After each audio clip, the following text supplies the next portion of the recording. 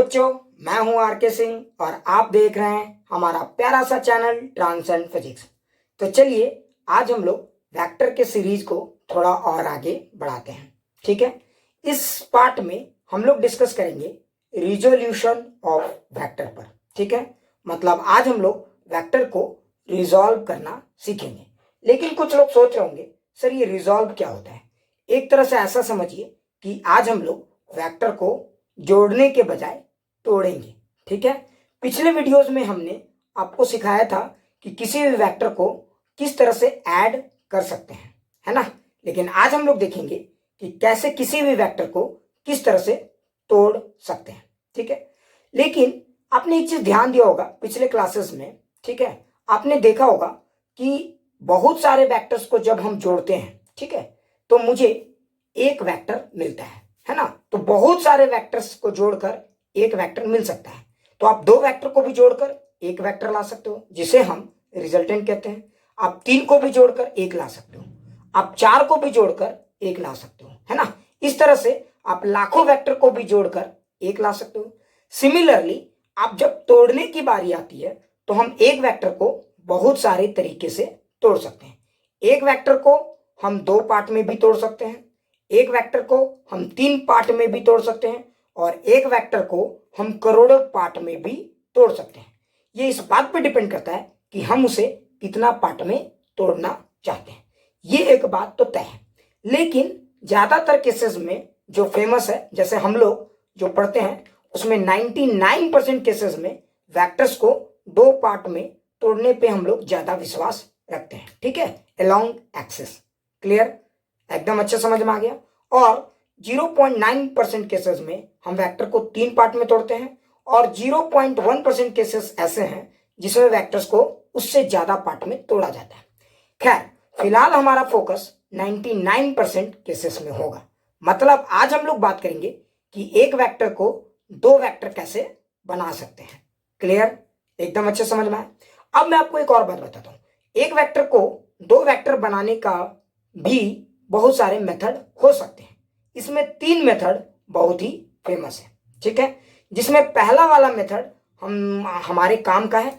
तो एक तरह से आप समझिए तो आपको बहुत ही कॉन्साइज वे में रिजोल्यूशन ऑफ वेक्टर को पढ़ना है। ठीक है, तो हम लोग इस पार्ट में दो मेथड पे चर्चा करेंगे या डिस्कशन करेंगे। ठीक है, मेथड वन जो आपके लिए बहुत इंपॉर्टेंट है, मेथड टू ये आपके ऊपर डिपेंड करता है कि आप इसको जानना चाहेंगे या नहीं, आप इसको स्किप भी कर सकते हैं। और मेथड थ्री हम लोग डिस्कशन करेंगे डॉट प्रोडक्ट ऑफ वेक्टर्स में। ठीक है, तो ये तीन तरीके से आप किसी भी वेक्टर को तोड़ सकते हो। ठीक है, तो चलिए हम लोग एकदम एक बार शुरू करते हैं। ठीक है, तो देखिए मैंने आपको क्या बताया था पिछले क्लास में कि आप अगर दो वेक्टर लेते हो ए और बी तो एक नया वेक्टर मिलता है सी, है ना। देखिए ऐसे तो बहुत सारे वेक्टर को जोड़ के एक नया वेक्टर ला सकते हो। क्लियर, और इस वेक्टर को हम लोग रिजल्टेंट वेक्टर कहते हैं। ठीक है, तो जब आप इन दो वेक्टर को जोड़ते हो तो इस प्रोसेस को ध्यान से देखेंगे तो ए और बी को ऐड करके हम एक नया वेक्टर ला रहे थे सी। इस प्रोसेस को कहते हैं एडिशन और वेक्टर। ठीक है, ध्यान से देखेंगे। ठीक है, इसको क्या कहते हैं हम लोग, एडिशन ऑफ वेक्टर। लेकिन आप उल्टा भी कर सकते हो, आप एक वेक्टर को तोड़कर दो पार्ट में तोड़ भी सकते हो। ठीक है, तो आप वेक्टर सी को दो पार्ट में तोड़ भी सकते हो और इस प्रोसेस को हम लोग कहते हैं रिजोल्यूशन ऑफ वेक्टर। क्लियर, इस प्रोसेस को हम लोग क्या कहते हैं, रिजोल्यूशन ऑफ वेक्टर। ठीक है, मतलब वेक्टर को रिजोल्व करेंगे। यहां तक तो एकदम क्लियर हो गया। अच्छा, अब हम लोग आगे समझते हैं कि होता क्या है। ठीक है, अब जहां तक रिजोल्यूशन ऑफ वेक्टर का बात है, मतलब हम लोग एक वेक्टर को दो पार्ट में तोड़ने की कोशिश करेंगे। ठीक है, तो देखिए आप वेक्टर को तीन तरीके से तोड़ सकते हो। ठीक है, मैं आपको तीनों बता रहा हूं, जिसमें पहले का हम लोग पोस्टमार्टम रिपोर्ट इस वीडियो में निकालेंगे। ठीक है, दूसरे वाले मेथड का पोस्टमार्टम रिपोर्ट सेकेंड वीडियो में निकालेंगे। ठीक है, और तीसरे वाले का पोस्टमार्टम रिपोर्ट हम लोग डॉट प्रोडक्ट ऑफ वेक्टर्स में निकालेंगे। ठीक है, तो चलिए जैसे एग्जांपल के लिए मैं आपको समझाता हूं। जैसे मान लीजिए कि मुझे एक वेक्टर दिया हुआ है आर। ठीक है, ध्यान से देखिए, आप इस वेक्टर को देखिए। आप अगर ध्यान देंगे तो ये वेक्टर बहुत सारे तरीके से तोड़ा जा सकता है, ये बात तो तय है। ठीक है, आप देखिए ये जो वेक्टर है, ये वेक्टर और ये दो वेक्टर में भी टूट सकता है, ऐसे भी बन सकता है ना। आप इस वेक्टर को ऐसे भी तोड़ सकते हो, हेड टेल देखो, या फिर आप इसी वेक्टर को ध्यान से देखोगे तो आप देखो, तो मैं क्या कहना चाह रहा हूं, आप इस वेक्टर को ऐसे भी तोड़ सकते हो एक। अच्छा देखो, वही वेक्टर को आप चाहोगे तो ऐसे भी तोड़ सकते हो, ठीक है, ये तरीके से भी तोड़ सकते हो, ठीक है। तो हम लोग इस केस में वेक्टर को इस तरीके से तोड़ेंगे, ये वाला पार्ट बहुत फेमस है, ठीक है। तो हम लोग वेक्टर को उसके परपेंडिकुलर कंपोनेंट्स में तोड़ेंगे, ठीक है। मतलब हम लोग देखेंगे कि क्या कोई भी वेक्टर दो परपेंडिकुलर वेक्टर से बना है या नहीं, ये हमारा मेथड नंबर 1 होगा। ऐसे ये है, तो मैंने जो बोला था कि 0.1% जो केसेस में इन्वॉल्व है यही सब आते हैं, ठीक है। एक तरीका में हम लोग यही करेंगे कि वेक्टर को उसके परपेंडिकुलर मेथड में तोड़ेंगे। मतलब ये हुआ, इस मेथड को थोड़ा और हम लोग डिटेल से बात करेंगे, लेकिन अभी फिलहाल शॉर्ट में समझा रहे हैं, ठीक है। ये हो गया। दूसरा ये हो सकता है कि आप इस वेक्टर को इस तरह से तोड़िए कि अगर मैंने दे दिया कि आप इस वेक्टर को दो वेक्टर में तोड़िए, ठीक है, एक तरफ एंगल बने अल्फा और एक तरफ दो वेक्टर बने बीटा, ठीक है। तो ये वेक्टर को आप इस तरह से दो वेक्टर में तोड़िए कि एक तरफ एंगल अल्फा वेक्टर बनाए, ये जो वेक्टर मिलेगा तोड़ने के बाद ये वेक्टर ए, ये जो वेक्टर सी है उससे एंगल अल्फा बनाए, और ये जो वेक्टर बी है इससे एंगल बीटा बनाए, ठीक है। तो यहां पे भी आप लिख सकते हो a plus b is equal to c, मुझे इस तरह से तोड़ना है। यहां पे देखिए, यहां पे भी मैंने तोड़ा है a plus b is equal to c, ये भी है आपका a plus b is equal to c, ठीक है। समझ में आ गया। देखिए यहाँ पे ये ए और ये बी अलग है, यहाँ पे ये ए और ये बी अलग है, ठीक है। तो कंफ्यूज नहीं होना है, एकदम अच्छे से समझिए। तो ये है मेथड 1, मेनली आपको यही पढ़ना है, ठीक है। ये बहुत आसान भी है, एकदम चिंता नहीं करना, बहुत आसान है, ठीक है। अभी मैं सिखाऊंगा आपको, पहले एक एक चीज क्लियर करना है। अच्छा, ये हुआ आपका मेथड नंबर 2, आपको यही पढ़ना है। और जो मेथड नंबर 3 है, ठीक है, जिसमें आप वेक्टर को तोड़ना सीखोगे, तो आप देखोगे कि कोई एक वेक्टर दिया हुआ है सी, और आपको किसी ने बोला कि हमारे पास एक और वेक्टर है, कोई नया वेक्टर है डी, तो इस वेक्टर को डी के अलोंग बताइए क्या कंपोनेंट होगा, ठीक है। तो find the component of vector C along D और इसका कुछ परपेंडिकुलर। तो इसका पोस्टमार्टम रिपोर्ट हम लोग 3rd वीडियो में निकालेंगे, ठीक है, डॉट प्रोडक्ट के बाद। तो आज ही सब बता देंगे, तो फिर समझ ही रहे हो, है ना। तो चलिए हम लोग इसको पहले एनालाइज करते हैं, ठीक है। तो मिटाता हूं मैं ये सब चीज, चलिए, वेरी गुड, ठीक है। तो हम लोग पहला सीखेंगे कि किसी वेक्टर को रेक्टेंगुलर कोऑर्डिनेट सिस्टम में कैसे तोड़ते हैं, है ना, उसके एक्सेस में। चलिए, तो यही है हमारा टॉपिक। तो हेडिंग डाल दीजिए, रिजोल्यूशन ऑफ वेक्टर। क्लियर, एकदम अच्छे से समझेंगे, है ना, बहुत ही अच्छे से समझेंगे, ठीक है। चलिए, जैसे मैं आपको बताता हूं कि कैसे किसी वेक्टर को तोड़ा जाता है। मान लीजिए कि ये आपका एक्स एक्सिस है और ये आपका वाई एक्सिस है, ध्यान से देखिए, ठीक है। तो हम लोग वेक्टर को तोड़ेंगे along its axis, resolution of vector along its axis, ठीक है। समझ गए होगे, एक्सिस में तोड़ना है, ठीक है। चलिए, ये हो गया हमारा। और सपोज कीजिए कि मेरे पास कोई एक वेक्टर है आर, ध्यान से देखिए, इसका मैग्नीट्यूड है आर, ठीक है, ये एक वेक्टर है आर, ठीक है। ये दिया हुआ है vector R is equal to R and R cap, ये मुझे दिया हुआ है, जरा ध्यान से देखिए, ठीक है। अब मुझे इस वेक्टर को तोड़ना है, ठीक है। तो चलिए, और ये वेक्टर किसी एक से एंगल बना रहे हैं, ठीक है। देखो, एक चीज और ध्यान देंगे, आप इस वेक्टर आर को देखेंगे तो आपको एक बात समझ में आएगा कि ये जो वेक्टर आर है, ध्यान से देखिए, कंफ्यूज नहीं होना, ठीक है। ये जो वेक्टर आर है ना तो एक्स में है ना तो वाई में है, मतलब मुझे इसको रिजॉल्व करना है ना।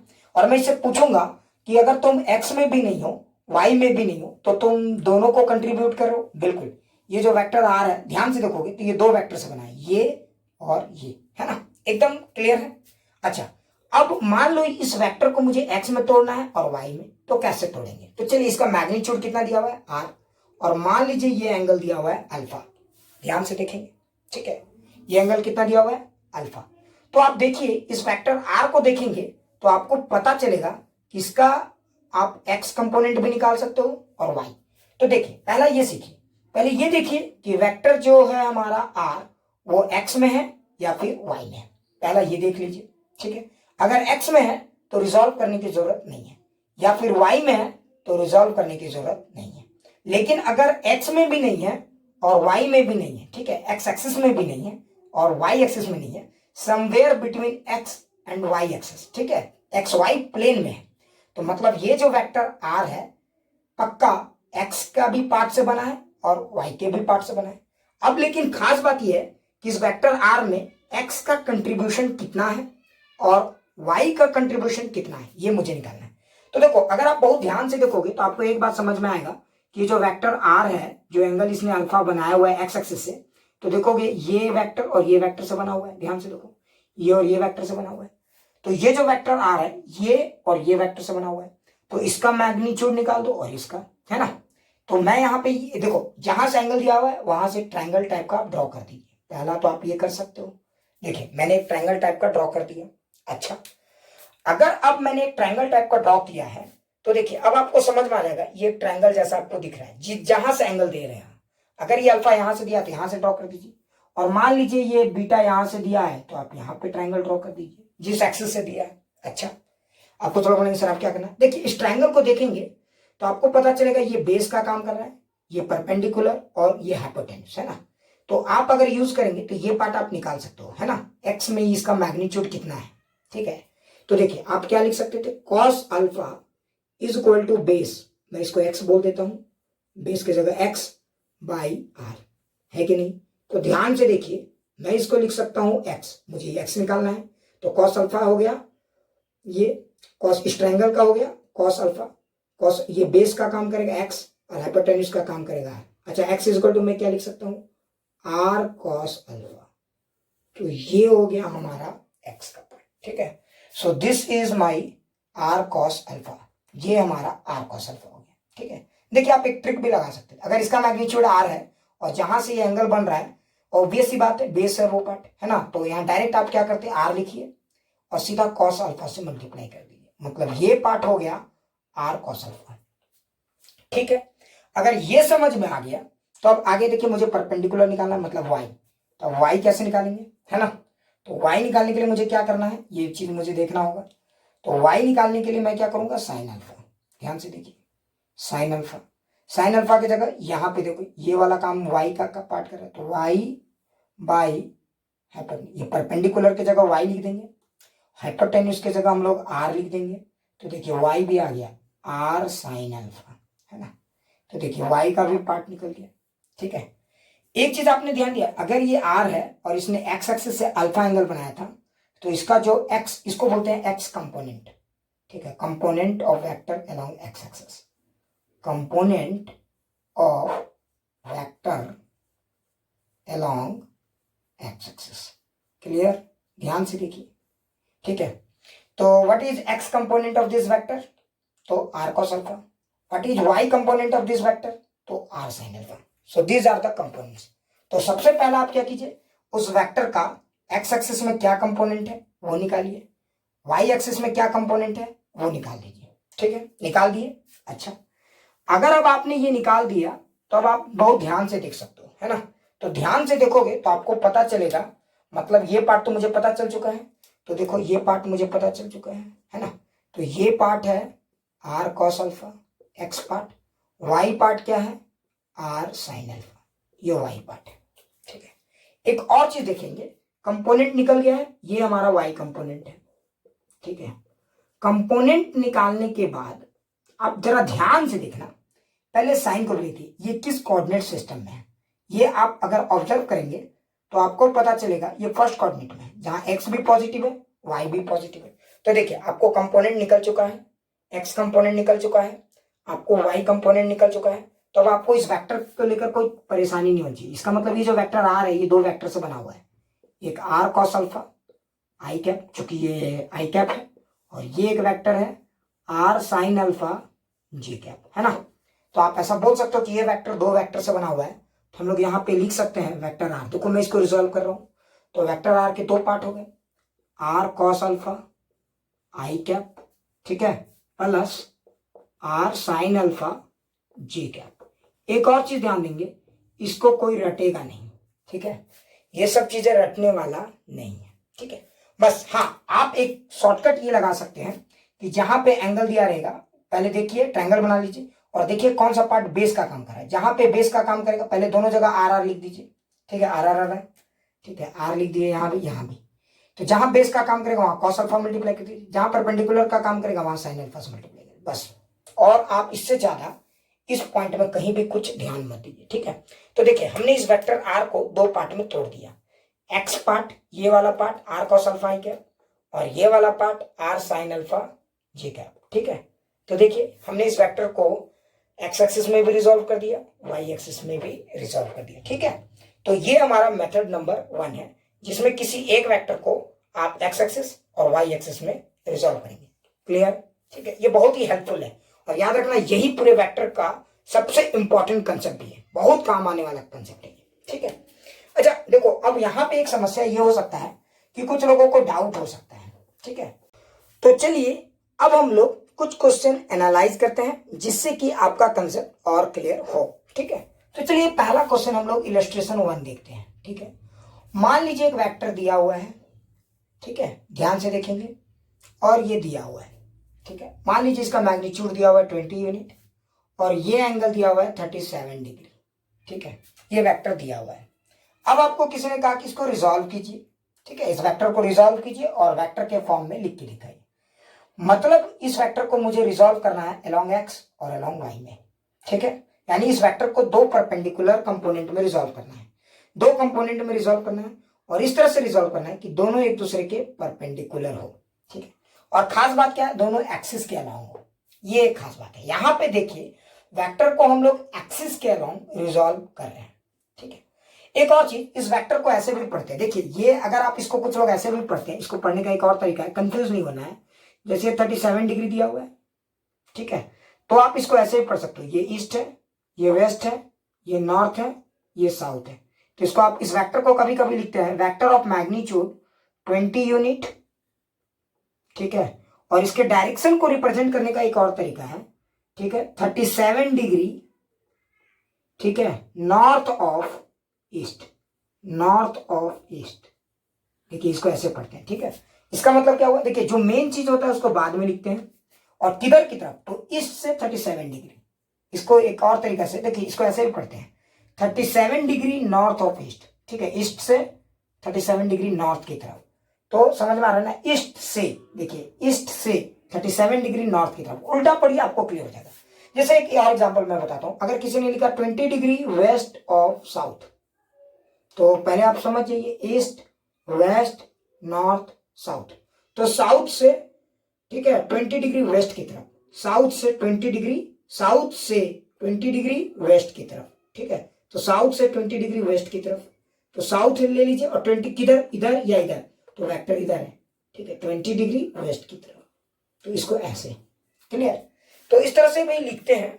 तो मुझे लगता है ये बात मैंने समझा दिया। तो पहले देखिए ईस्ट से, देखिए उल्टा करके देखिए, ईस्ट से 37 ईस्ट में है, अब किधर, तो इधर या इधर, तो किधर की तरफ 37 डिग्री, नॉर्थ या साउथ, तो अपने पता चल जाएगा।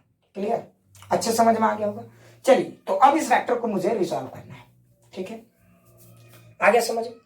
देखिए सबसे पहले इस वेक्टर को देखिए कि ये एंगल कहां से बना रहा है, यहां से बना रहा है, तो पहले यहीं से इसका एक ट्रायंगल ड्रॉ कर दीजिए। मैंने आपको ट्रिक बताया था, है ना, इस ट्रायंगल को देखिए तो आपको पता चलेगा ये बेस का काम कर रहा है और ये परपेंडिकुलर का। तो पहले यहाँ 20 लिख दीजिए, यहाँ 20 लिख दीजिए, क्लियर। अच्छा चूंकि ये बेस का काम कर रहा है तो इसको क्या लिखेंगे, तो कॉस 37 डिग्री यहाँ लिख दीजिए, और ये परपेंडिकुलर का काम कर रहा है, इसको क्या लिखेंगे, साइन 37 डिग्री। क्लियर, अच्छे समझ में आ गया। अब आप जरा ध्यान से देखिए, 20 कॉस 37 डिग्री है, समझ में आ गया होगा, है ना। तो इसको अब आप बोल सकते हो 20 कॉस 37 डिग्री का वैल्यू पुट कर दीजिए 4/5। तो जब आप इसको सॉल्व करेंगे तो ये आएगा 16। मतलब ये वाला जो वेक्टर है, देखिए ऑब्वियस सी बात है, ये वेक्टर दो वेक्टर से बना है, ये और ये, है ना।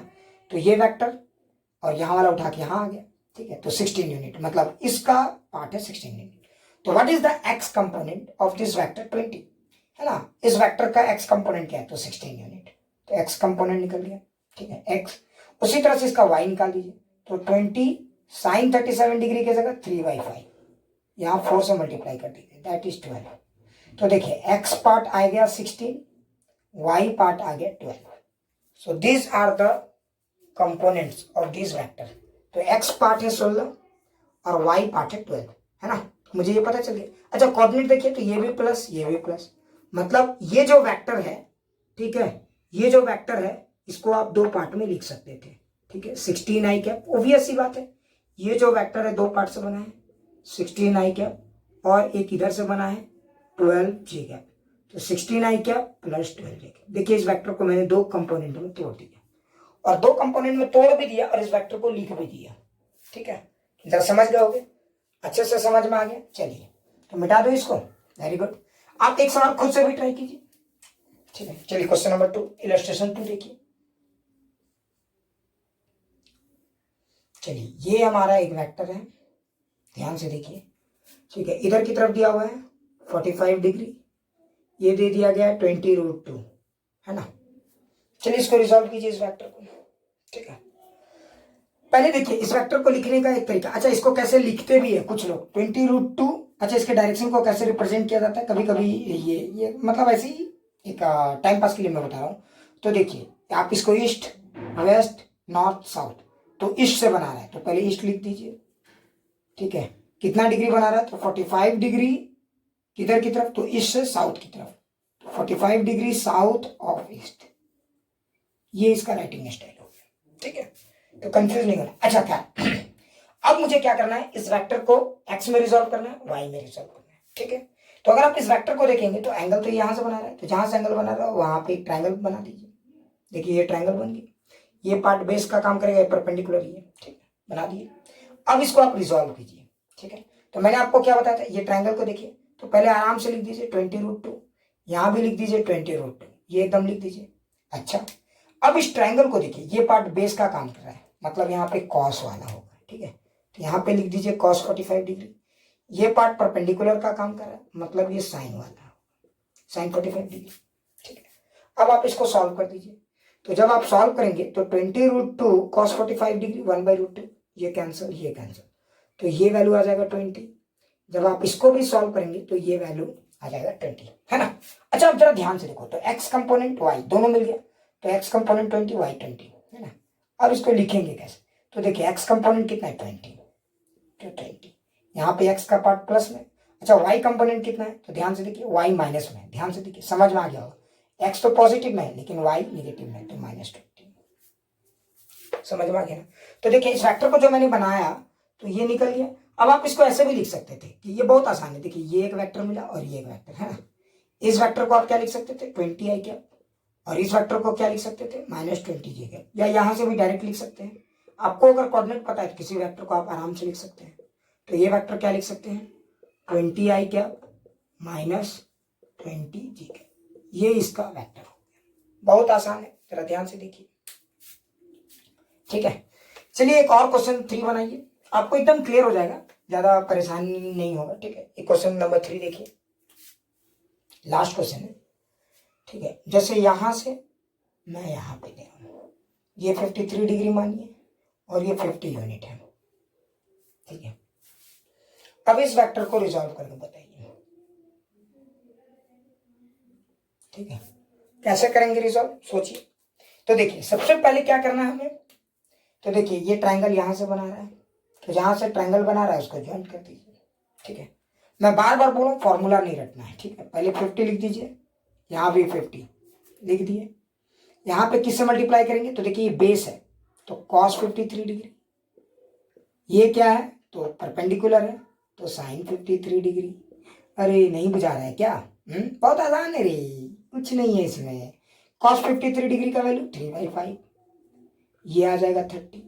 साइन 50 साइन 53 डिग्री का वैल्यू 50, साइन 53 डिग्री का वैल्यू 4/5, ये आ जाएगा 40। अच्छा जरा ध्यान से देखो, एक्स भी मिल गया वाई भी। अच्छा देखिए अगर आप यहाँ पे देखोगे तो आपको पता चलेगा ये पार्ट क्या था एक्स, तो एक्स तो 40 है, तो यहाँ पे -40 लिखेंगे बच्चों। सोचो क्यों, क्योंकि थर्ड कोऑर्डिनेट में एक्स नेगेटिव होता है तो -40, तो what is its x component -40। Clear, अच्छे से समझ में आ गया ना। What is its y component, तो वाई भी देखिए नेगेटिव में नीचे की तरफ है -30। क्लियर, तो देखिए हमने एक्स भी निकाल दिया, 40 यूनिट था लेकिन डायरेक्शन देख लिया माइनस में तो -40, वाई भी निकाल दिया 30 तो -30। देखिए इस वेक्टर को दो कंपोनेंट में रिजॉल्व कर दिया। और अगर आप देखोगे तो ये वेक्टर दो कंपोनेंट से बना हुआ है, ये वेक्टर और ये वेक्टर, है ना। इसको उठा के आप यहाँ भी रख सकते थे, ऐसा भी कर सकते, ये वेक्टर इससे बना हुआ है, इससे बना हुआ है ना। क्लियर, ये बोलो या ये बोलो, सॉरी ये या ये, बात तो एक ही है, ये या ये, है ना। इसी को उठा के यहाँ रख दिया गया है, ठीक है, अच्छे समझ में आ गया। तो अगर आप इस वेक्टर को लिखोगे, let this vector B C, मान लेते हैं ये वेक्टर सी था, तो इसको कैसे लिख सकते थे, तो देखो इसका x कंपोनेंट -40 आई क्या, इसका y कंपोनेंट -30 जी, समझ में आ गया। देखिए इस वेक्टर को मैंने दो वेक्टर में तोड़ दिया, क्या खास है, अगर ये -40 आई क्या, सॉरी -30 जे क्या, ठीक है, और ये -40 आई क्या, आप ऐसे भी देख सकते थे। खैर ये सब टाइम पास चीज है, ये सब तो आपको क्लियर होगा, है ना। तो इस तरह से आप किसी भी वेक्टर को एकदम आराम से तोड़ सकते हो।